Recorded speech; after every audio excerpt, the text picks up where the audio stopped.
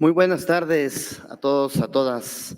Sean ustedes bienvenidos y bienvenidas a la continuación de este gran seminario sobre la transformación democrática en disputa. Vamos a dar inicio a la mesa denominada Democracia y Cambio Climático, cómo frenar la devastación ambiental. Y bueno, han hecho la pregunta de los 64,000 millones de dólares, ¿no? Y yo decía, bueno, quien la conteste se va a ganar el premio Nobel de la humanidad, porque justo estamos debatiendo este tema y esta pregunta de cómo frenar la devastación ambiental.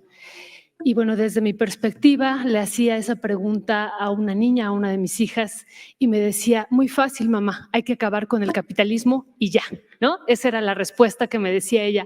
Esa es lo que pensaríamos todos y creo que esa es una de las situaciones que me lleva a afirmar que tenemos que pensar en un cambio radical en estas preguntas que ustedes han hecho estos días, que si debemos de continuar con la transformación como está, si debe de haber un cambio o hacia dónde. Creo que en este tema es un cambio radical, pero que no solo compete a México, sino a la humanidad en su conjunto. Estamos viviendo, desde que inició este modelo en el que estamos inmersos, este capitalismo, un modelo extractivista que se ha venido intensificando en los últimos 30, 40 años de una manera muy, muy intensa.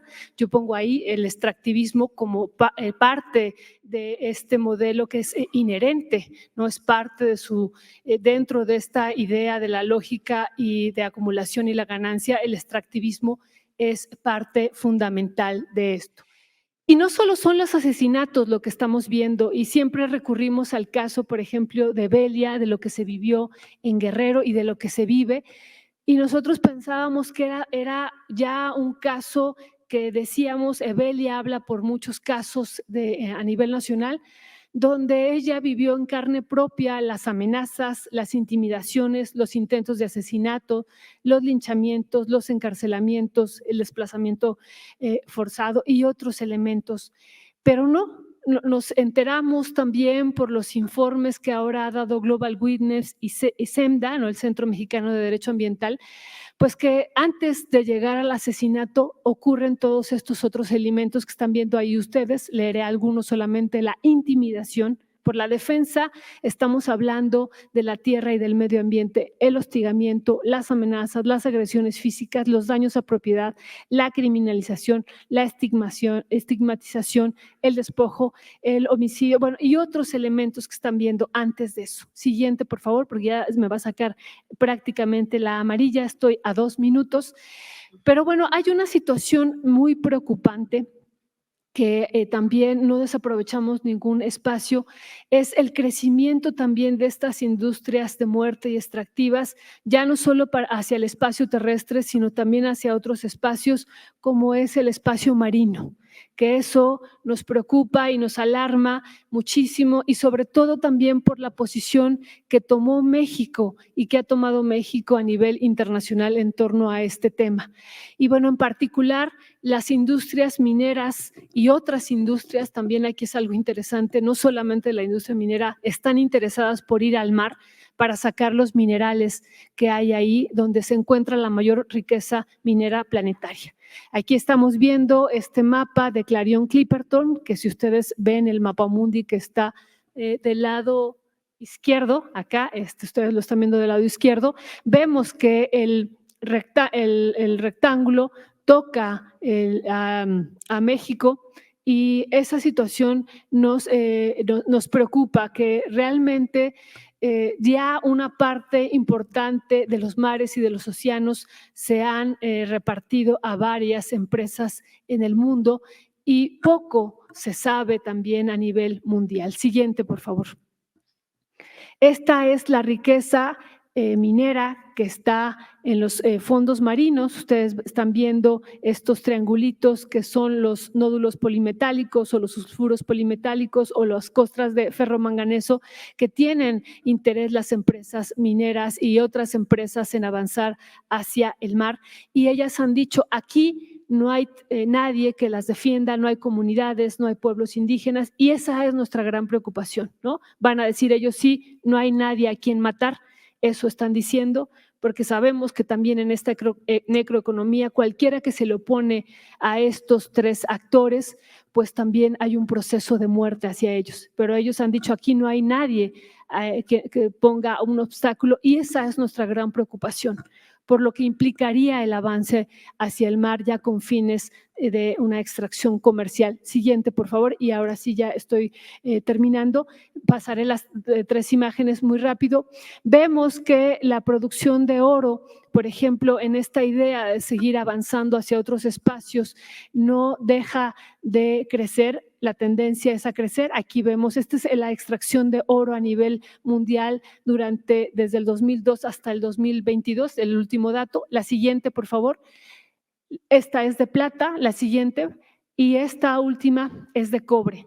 Si hiciéramos un análisis de todas las materias primas en términos de cómo la industria extractiva sigue avanzando, tendríamos este mismo resultado. Siguiente. Y por último, pues esta famosa gráfica del Banco Mundial que señala los 17 minerales que son necesarios para esta industria ahora que se está poniendo en el centro como parte de la que va a salvar el mundo y que vamos a vivir una transición energética. Y en esta transición energética, los 17 minerales que se requieren, entre ellos el grafito, el litio, el cobalto, pero no solo eso, no solo es ese, también el aluminio, el cobre, el zinc y otros minerales que hay que comentarlo, que lo hemos dicho una y otra vez. 9 de ellos, de estos 17 minerales, ya son estratégicos en México y hay que protegerlos. Hay que protegerlos porque no estamos hablando del objeto, sino de los sujetos que viven en estos territorios donde están estos recursos minerales que para el capital justo son dinero y objetos, y para los hombres y mujeres y para los seres humanos y no humanos que habitan este territorio, pues es parte de la vida. Yo me ceñí mucho al título de la mesa, ¿no? ¿En qué medida, digamos, la democracia puede contribuir a frenar la devastación ambiental o el cambio climático, ¿no? Entonces, voy a dividir mi exposición en dos bloques. Uno es ver cuáles son las tendencias que forman parte de la devastación.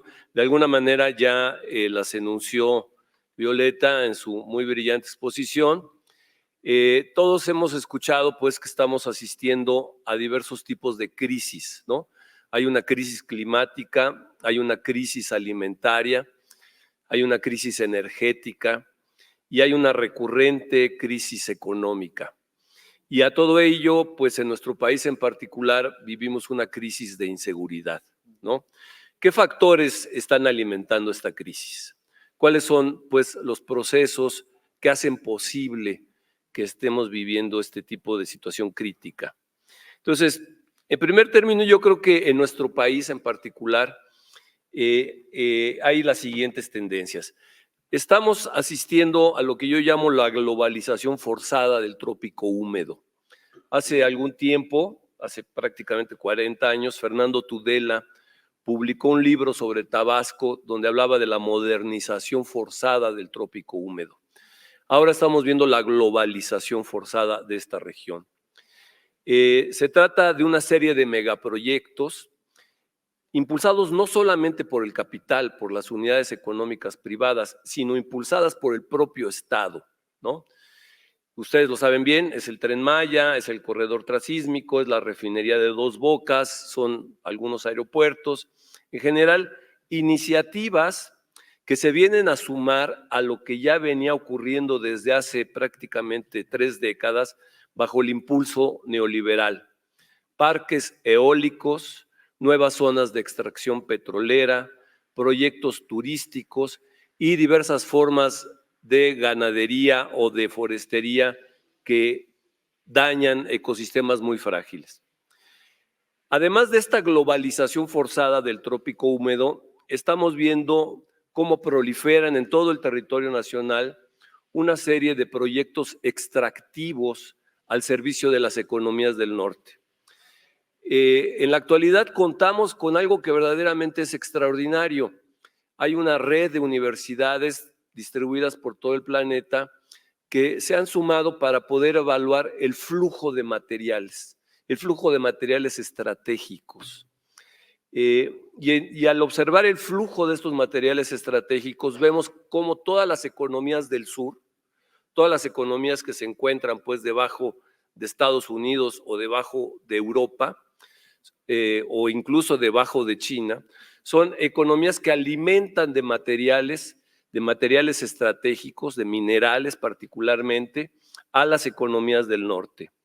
Este flujo de materiales particularmente se centra en la producción de insumos fundamentales para los principales productos de consumo de las economías transnacionales. Estamos hablando de los automóviles y estamos hablando de toda la economía digital, ¿no? Todo lo que tiene que ver con las redes de informática, con las redes que usamos todos ya ahora, con los dispositivos electrónicos. A ello se añade, como vimos ahora hace un momento, pues que no solamente es el cobre, o no solamente es el litio, o no solamente es el hierro, sino que también es el oro y la plata, ¿no? Que fundamentalmente son metales que juegan un papel de atesoramiento, un papel de resguardo de valor de cambio. El otro proceso que está en curso, además de esto que daña nuestro trópico húmedo y la minería que es extractiva y daña buena parte del territorio nacional, es el conjunto de proyectos inmobiliarios que ocurren en todas las ciudades de México. Martínez Alier reconocía 3 tipos de movimientos con reivindicaciones ambientales. Él hablaba del ecologismo de los pobres, que es el que precisamente está luchando contra el extractivismo, que es el que está luchando contra la crisis hídrica, que es el que está luchando contra el capital y sus megaproyectos. Pero también hablaba del conservacionismo, aquel movimiento que quiere cuidar los ecosistemas en riesgo, esa biodiversidad que estamos perdiendo. Y también hablaba del evangelio de la tecnoeficiencia, ese conjunto de ingenieros o tecnócratas que piensan que sí pueden darle una salida al capitalismo mejorando las tecnologías, ¿no? Ahora se habla hasta de una ingeniería climática, ¿no? Una barbaridad, ¿no? Pretenden que pueden controlar el cambio climático interviniendo en la atmósfera. Bueno, ese evangelio de la tecnoeficiencia de la que habla Martínez Alier, hay que decir que actualmente es como una de las banderas de la derecha conservadora.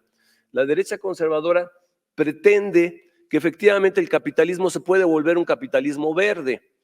Y eso llama la atención porque cuando hablábamos del sur, del trópico húmedo, las empresas que se empezaron a apoderar de todo el canal de viento que tenemos en el istmo de Tehuantepec fueron las empresas transnacionales. Al más radical estilo colonial, llegaron a repartirse el territorio sin consultar a las comunidades, implantando sus parques eólicos, de tal manera que despojaron a las comunidades de un recurso que es de ellas, el viento. El viento es de las comunidades que habitan en ese territorio. Y justamente lo que estamos viendo es que el gran capital acapara las tecnologías verdes, ¿no? Y justo ese es el gran problema que ahorita estamos enfrentando, ¿no? ¿De qué manera el capitalismo basado en energía fósil compite con el capitalismo que pretende basarse en energías renovables? Las energías renovables también son extractivistas. Para que un generador eólico pueda funcionar requiere toneladas de cobre, toneladas de cobre. Ellos, para construir sus parques eólicos, requieren extraer grandes cantidades de cobre. La idea que están promoviendo de tener autos eléctricos, pues necesitan gran cantidad de litio y gran cantidad de otros minerales. El auto en este sentido sigue proliferando el extractivismo. Por eso es que verdaderamente tenemos que acabar con él, ¿no? Porque ese es el motor de la economía norteamericana y hasta se presume que ya es el motor de la economía mexicana, ¿no? Es decir, las grandes empresas se instalan en nuestro territorio, consumen nuestra energía, consumen nuestros minerales, consumen nuestra agua y obviamente consumen a nuestra fuerza de trabajo con actividades sumamente tóxicas. Entonces, de alguna manera, el gran punto es si la agenda ambiental ocupa un lugar en la agenda democrática. A mí, la verdad, me preocupa mucho lo que está pasando en este momento, que estamos entrando a un proceso electoral. ¿Ocupa la agenda ambiental o sea, está en la discusión democrática? Porque aparentemente está borrado, ¿no? Y esa es una de las grandes exigencias que deberíamos de dirigirle a la 4T. ¿Dónde está la agenda ambiental? ¿Dónde está la lucha por preservar nuestros ecosistemas? ¿Dónde está la lucha por darle fuerza a las comunidades de base, a las comunidades, a los pueblos originarios, que es donde se concentra buena parte de la biodiversidad, del patrimonio biocultural? ¿Qué podemos hacer justamente contra la proliferación del automóvil? Un elemento muy plausible de la política de López Obrador es ciertamente los trenes. Los trenes podrían volver a tener gran importancia en el país. Fueron privatizados por el neoliberalismo, despojaron al país de una gran herramienta de movilidad y que ahora podríamos volver a tenerla para dejar de usar tanto tráiler, tanto camión en nuestras carreteras, ¿no? Ya se me acabó el tiempo, pero sí quisiera insistir pues en que en la agenda democrática debería de figurar qué se va a hacer frente al cambio climático, de qué manera podemos impulsar una nueva alianza, un nuevo sujeto social, un nuevo sujeto político que alíe a las comunidades de base, a las organizaciones de base comunitaria, con los movimientos de los trabajadores y con los colonos urbanos, con los habitantes de la ciudad que somos todos, para refrenar a este capitalismo depredador, a este patrón de consumo depredador. O el daño ambiental, la crisis ambiental tampoco es democrática. No, pues claro que no. O sea, tampoco es democrática.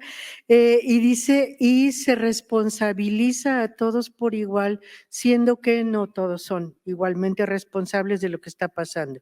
Efectivamente, yo creo que ahí hay que reconocer, y es un poco esta idea de los trenes nos gustan, sí, pero ¿qué trenes? ¿Cómo? ¿En qué lugar? ¿De qué manera se están impulsando? Todo. A mí el trenecito, yo recuerdo siempre, mi papá contaba, porque mi papá vivía en un pueblo muy alejado, y decía, es que el día que llega el tren, ese es el día de fiesta, porque claro, traía noticias, era la conexión con el mundo, era importantísimo. Siguen siendo importantes los trenes desde muchos puntos de vista, pero un proyecto como el del Tren Maya y como el del corredor transísmico es otra cosa, porque los criterios con los que se están haciendo son completamente distintos. Los criterios para trazar el corredor interoceánico tienen que ver con la disputa hegemónica entre China y Estados Unidos y con la necesidad que tiene Estados Unidos de tener una mejor conexión con el mercado mundial. Y por esa razón es que se está cortando el istmo de Tehuantepec para hacer por ahí. ¿Qué van a hacer? Un corredor de contenedores. Es un tren, pero es un corredor de contenedores. Y esos contenedores van a estar pasando, se calcula 1.400.000 al año para empezar, ¿no? Entonces, imagínense ustedes sobre la selva de los Chimalapas, ¿no? Los contenedores pasando permanentemente cargados de mercancías. Ese es otro tipo de tren, ¿no? El tren, tal y como se planeó, el Tren Maya, era un tren que supuestamente iba a utilizar las carreteras que ya estaban y entonces no se iba a hacer tanto daño. Aunque ahí, bueno, el cálculo de que es principalmente un tren de carga y que la carga… Fíjense, la mujer que trabaja en la Alstom, que es la que produce los vagones, dice que cada vagón cargado equivale a 6 grandes elefantes. Bueno, imagínense lo que pesa el tren, ¿no? Sobre un suelo que es quebradizo, que es poroso, que tiene lagunas dentro, o sea, es una barbaridad. Pero todavía, pues ahí donde ya estaban las carreteras, pues allí que se haga el tren. Pero fíjense lo que uno observa cuando va allá, porque además hubo ahí un acuerdo después con va habiendo acuerdos, ¿no? En cada uno de los tramos con los empresarios del lugar. Y entonces a los empresarios turísticos no les convenía que el tren pasara por ahí, les conviene que pase por tal otro lado. Entonces lo movieron. Y lo van moviendo y entonces, ¿qué hay?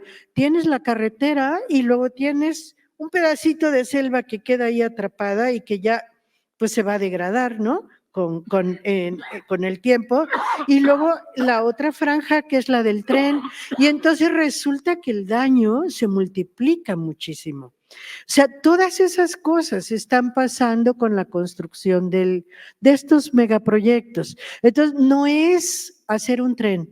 O sea, un tren se oye muy lindo, incluso hasta nos gustaría. La gente al principio allá decía, ay sí, porque entonces en el tren puedo ir a ver a mi comadre, ¿no? O a quien sea, puedo llevar mis productos. Sí, pero no es ese tipo de tren el que se está haciendo. Es otra cosa la que se está construyendo. Y es una cosa muy dañina. No solamente va a ser dañino ya en su construcción, si es que algún día la terminan, sino que está siendo dañino en el proceso. Fíjense que, por ejemplo, el tramo 7, que es el de Calakmul, toda la parte que cruza ahí la selva completamente, que pasa por el volcán de los murciélagos, que interrumpe las rutas de los jaguares, ese que está haciendo los hoteles ahí en la reserva de la biosfera. Pero aparte de eso, fíjense que lo están haciendo con tal velocidad, porque habían quedado que lo inauguraban el 1 de diciembre y pues ya no les da, pero ni yendo a bailar a Chalma. Y entonces, ¿qué les pasa? Se aceleran y llevan los camiones cargados de durmientes y de repente dan vueltas bruscas y los durmientes se salen disparados del camión y matan gente que vive en esos lugares. Acaba hace 3 días un camión de estos, le llaman volquetes, se volteó y cayó encima de un fulano en una moto y lo mató. Que es un habitante del lugar. O sea, todas esas cosas son también daños que se están produciendo y que de repente no se calculan. Y entonces, ¿por qué no? A ver, ya que se quería rescatar al sureste, una gran preocupación porque el sureste está atrasado, ¿por qué no se acercó el presidente, el gobierno, incluso con los científicos o sin los científicos, pero a preguntarle a la gente qué problema tienen? Cuando se hizo la pseudoconsulta que hicieron, porque no fue una consulta tal como debía ser, la gente lo que decía, yo lo que quiero, lo que queremos acá en la comunidad es agua, porque tenemos que ir a traer el agua en cubetas hasta quién sabe dónde. Y nosotros lo que queremos es una clínica, una escuela, ¿no? ¿Y qué pasó con todas esas peticiones? Entonces, todo le decían, sí, el tren va a traer todo eso. El tren no ha traído todo eso. El tren se ha gastado más agua de la que las comunidades de por sí no tenían, ha contaminado el agua del subsuelo y termina no siendo, y termina rompiendo toda la estructura comunitaria que hay en el lugar. ¿Qué necesitaba la gente de estos lugares? Hicieron una lista. A ver, hay que sacar a los menonitas que están echando químicos, están matando las bacterias de la laguna de Bacalar, entonces están disminuyendo sus colores, están contaminando con las granjas de cerdos, van a aumentar granjas de cerdos por el turismo y entonces nos están además desplazando de nuestros terrenos en la costa, están rompiendo la reserva, la de Siancán también, porque quieren hacer un camino que vaya a la costa y permita tener hoteles ahí en la reserva, en una reserva importantísima. Todo eso está ocurriendo y todo eso, disculpen, pero es la militarización que ayer decían que no había. Todo eso lo están haciendo los militares porque a ellos se les entregó el proyecto Tren Maya. Y ellos son los que están a cargo de todo esto y son los soldados los que mueven esos camiones que atropellan a la gente y son los que están haciendo la tapadera de los esteros del Chac y todas estas cosas. Entonces, la verdad el problema es bien serio y aquí me dicen, ¿qué le proponemos al futuro presidente, ¿no? A quien vaya a ser presidente, presidenta de este país? Bueno, yo diría que primera cosa, que escuche un poquito y que no piense que ya lo sabe todo.